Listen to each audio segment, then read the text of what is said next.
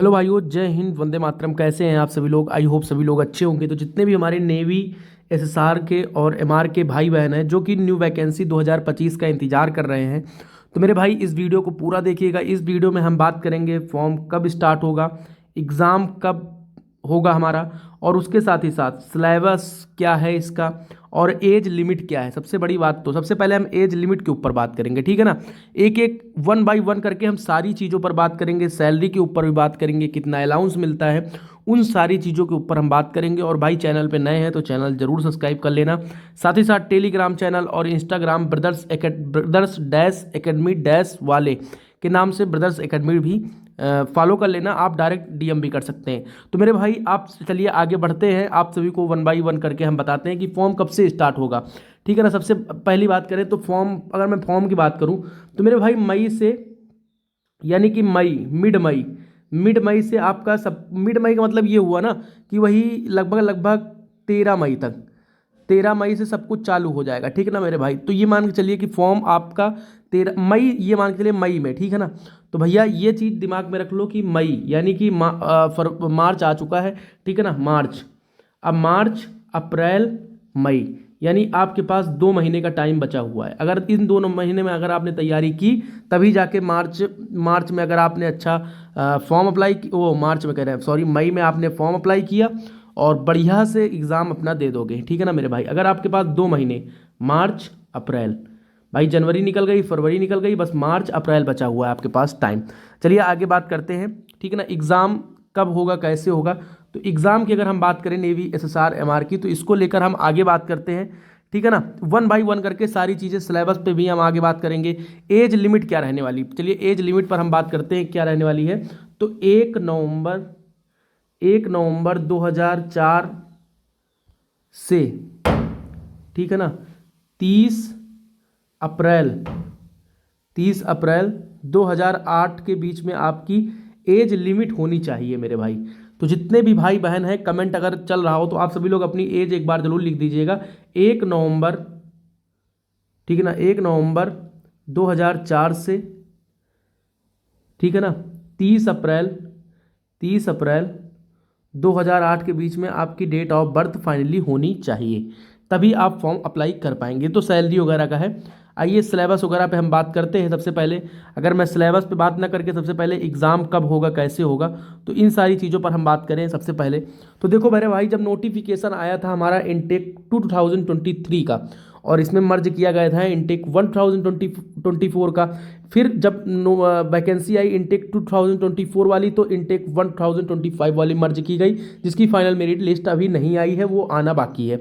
अब भाई दो इनटेक 2025 में जब वैकेंसी आएगी, तो भैया ये जाके इनटेक 1026 इसी में मर्ज हो जाएगा, ठीक। जो यहाँ पर ये वाली वैकेंसी आई थी 2023 के सेकंड बैच वाली, तो ये 29 मई को आई थी, ये 13 मई को आई थी। तो भैया यहाँ पर संभावना लगाई जा सकती है कि 13 से 15 मई के बीच में यहाँ भी निकल के वैकेंसी आएगी, ठीक है ना मेरे दोस्त। यहाँ पर भी 13 से 15 मई के बीच में वैकेंसी निकल के आएगी। स्टेज फर्स्ट का एग्ज़ाम कब हुआ था यहाँ पर? मई, जून, जुलाई। तो 8 जुलाई से 11 जुलाई के बीच में हुआ था। यहाँ पर 9 से 15 जुलाई के बीच में हुआ था। तो मेरे भाई यहाँ पर भी ये मान चलिए कि लगभग लगभग 8 से 15 जुलाई के बीच में यहाँ पर भी एग्ज़ाम मिड जुलाई में हो जाना है, इस वाली वैकेंसी का जो आनी है 2025 में। स्टेज फर्स्ट का रिजल्ट 17 अगस्त, यहाँ पर 9 अगस्त, यहाँ पर भी लगभग 10-11 अगस्त तक जारी कर दिया जाएगा, अगस्त के फर्स्ट वीक में। उसी तरह स्टेज सेकेंड 17 अगस्त को यहाँ हुआ था, यानी कि नवंबर में आपकी ज्वाइनिंग होनी, ठीक है ना, नवंबर में आपकी ज्वाइनिंग होनी है, यानी कि फर्स्ट वीक में या सेकेंड वीक में नवंबर की ज्वाइनिंग होगी नहीं। तो ये मान चलिए आपके पास सारी चीज़ें मैंने बता दिया कि आपका एग्ज़ाम कब होगा, कैसे होगा। तो ये सारी चीज़ें आप लोग देख लीजिए, एक बार स्क्रीनशॉट भी ले सकते हैं, ठीक है ना मेरे दोस्त। अब आगे बात करते हैं कि वैकेंसी कितनी रहने वाली है। तो भैया इसमें वैकेंसी जो है मैंने लिख रखा है 5000, देखो 4200 वैकेंसी रहने वाली है, जिसमें कि पहले बात क्या रहने वाली थी, पहले जब इंटेक 2023 में और प्लस मर्ज किया गया था इंटेक 1025 वाला, तो इसमें 4165 वैकेंसी थी, मतलब 4165 वैकेंसी थी, जिसमें कि 833 गर्ल्स थी, मतलब कि 833 लड़कियां थी, ठीक ना। तो भाई अब की बार भी ये मान के चलिए, अब की बार आपकी कितनी वैकेंसी निकल के आएंगी, कम से कम ये मान के चलिए कि 4300 वैकेंसी, 4300 प्लस वैकेंसी अब की बार रहने वाली है, और 900 प्लस लड़कियां अब की बार 2025 में भेजी जाएंगी। तो इसलिए आप सभी लोग रेडी हो जाइए, और एसएसआर में भी ठीक ठाक वैकेंसी रहेगी, एमआर में भी ठीक ठाक वैकेंसी रहेगी। ठीक, अब हम सिलेबस की अगर बात कर लेते हैं, सबसे पहले सिलेबस अगर हम देख लेते हैं तो सिलेबस में इंपॉर्टेंट जो भी है, देखो एक भाई का है, तो भाई ने टेलीग्राम पर भेजा था, मैंने इसको शेयर भी किया था कि भाई देखो बढ़िया से अच्छा हर चीज़ बना के मतलब पढ़ाई करता है। जैसे मैथ में 25 नंबर, सारी चीज़ें इन्होंने बना रखी है, फिजिक्स में 20 से 21 क्वेश्चन, ये सारी चीज़ें इन्होंने जैसा भी था इनके पास उन्होंने बना रखा था। ठीक, भाई ने भेजा था।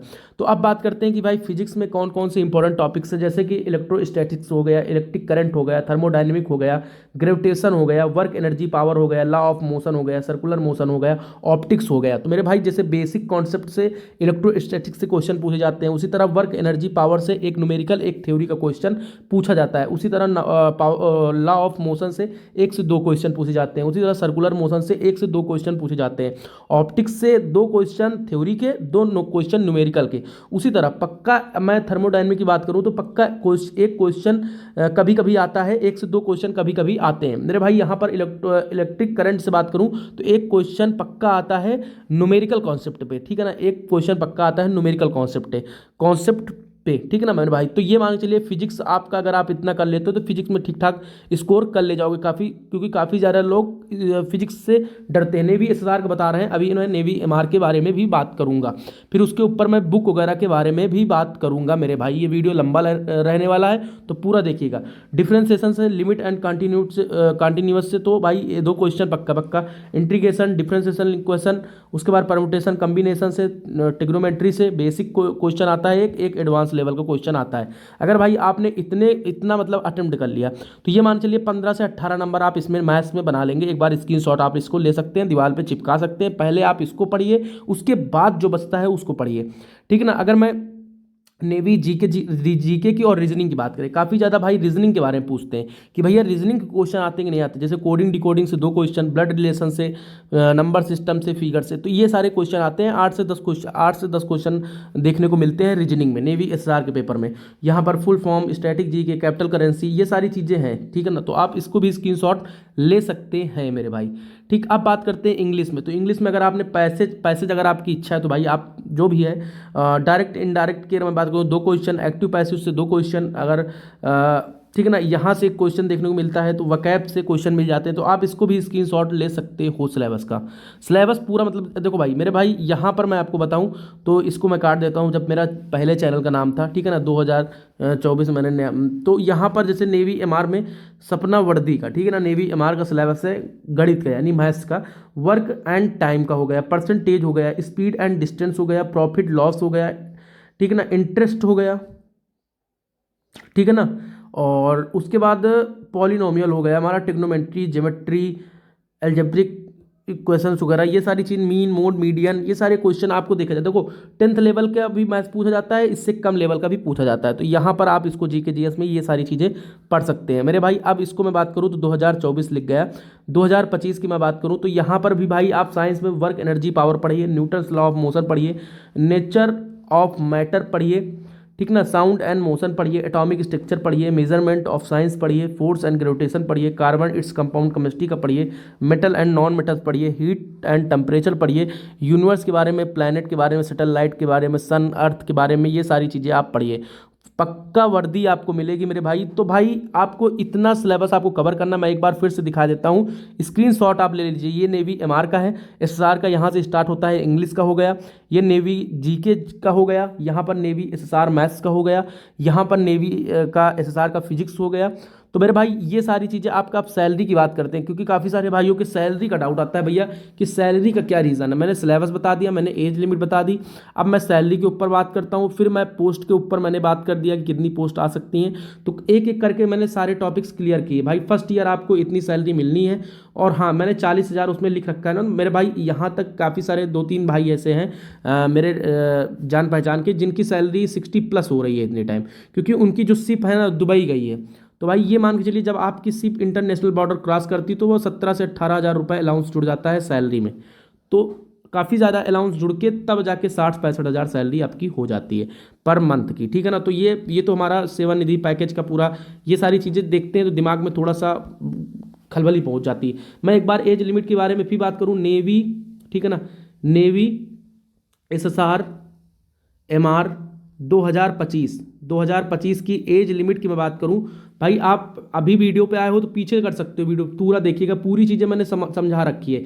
1 नवंबर, मैं इसमें लिख दे रहा हूँ, 1 नवंबर 2000, ठीक है ना, 1 नवंबर 2004 से 30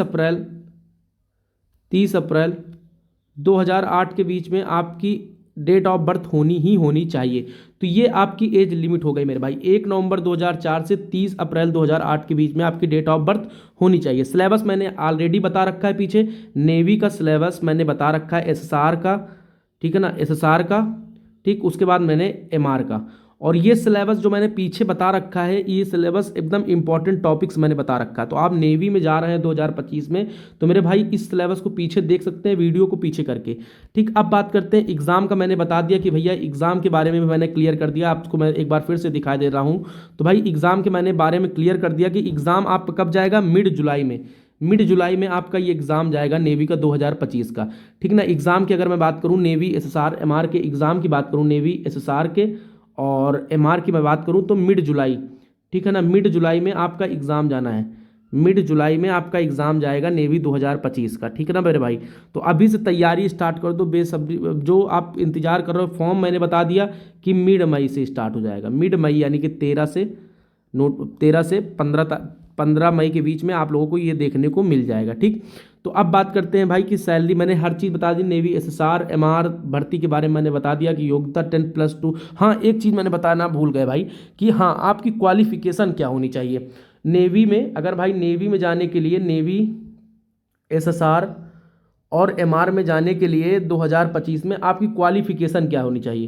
क्वालिफिकेशन अगर मैं नेवी एमआर की बात करूं तो मेरे भाई 10 पास हैं, आप किसी भी बोर्ड से हैं, लेकिन आपके ओवरऑल 50% मार्क्स होने चाहिए, तभी आप फॉर्म अप्लाई कर पाएंगे। उसी तरह नेवी, एक क्वेश्चन ये भी, नेवी एसएसआर के बारे में अगर मैं बात करूं तो भाई 10+2 में आप कितने मार्क्स होने चाहिए, 50% मार्क्स होने चाहिए। फिजिक्स प्लस केमिस्ट्री में तो होने ही चाहिए, साथ ही साथ एग्रीग्रेट, मतलब कि आपके ओवरऑल आपके पूरे 50% मार्क्स होने चाहिए, तभी आप फॉर्म अप्लाई कर सकते हैं नेवी एसएसआर का और नेवी एमआर का। तो मेरे भाई ये सारी चीज़ें आप एकदम अपने दिमाग में नोट डाउन करके रखना, तभी आप फॉर्म अप्लाई कर पाएंगे। एग्ज़ाम मैंने नेवी का बता दिया कि भाई एग्ज़ाम के बारे में मैंने नेवी के बता दिया कि आपका मिड जुलाई में आपका एग्ज़ाम होगा, मई में वैकेंसी आएगी, मई जून जुलाई यानी कि 30 दिन का टाइम लगभग दिया जाएगा। तो मान चलिए कि एकदम तैयार हो जाओ, कमर कस लो मेरे भाई, और सैलरी वगैरह का, सेवानिधि पैकेज, दुनियादारी, ये सबसे दूर रहो। एक बार सिलेबस फिर से स्क्रीनशॉट ले सकते हो नेवी एसएसआर का, एमआर का। और मेरे भाई चैनल पर नए हो तो चैनल जरूर सब्सक्राइब कर देना, और एक बार ये चार्ट भी देख सकते हैं कि आपका कब, कैसे, कौन सा पेपर कब होगा। तो ये सारी चीज़ें मैंने बता दी हैं। तो वीडियो भी काफ़ी लंबा होगा, तो सभी भाई चैनल को सब्सक्राइब कर लेना, और नेवी एसएसआर एमआर में जाना चाहते हैं तो अभी से कमर कस लो मेरे भाई। मैंने फॉर्म के बारे में बता दिया, एग्जाम के बारे में बता दिया, सिलेबस के बारे में बता दिया, एज के बारे में बता दिया, और साथ ही साथ मैंने ये भी बता दिया कि आपके कितने % नंबर होने चाहिए नेवी एसएसआर एमआर में फॉर्म अप्लाई करने के लिए। तो आई होप आपको ये वीडियो देखकर पूरी चीज़ें क्लियर हो चुकी होंगी। अभी भी क्लियर नहीं हुई तो यही वीडियो फिर से रिपीट होगा, तो आप सभी लोग एक बार फिर से देख लीजिएगा। सभी भाइयों को जय हिंद, वंदे मातरम। चैनल पर नए हैं तो चैनल जरूर सब्सक्राइब कर लें। आई होप कि वीडियो पसंद आया होगा। सभी भाइयों को जय हिंद।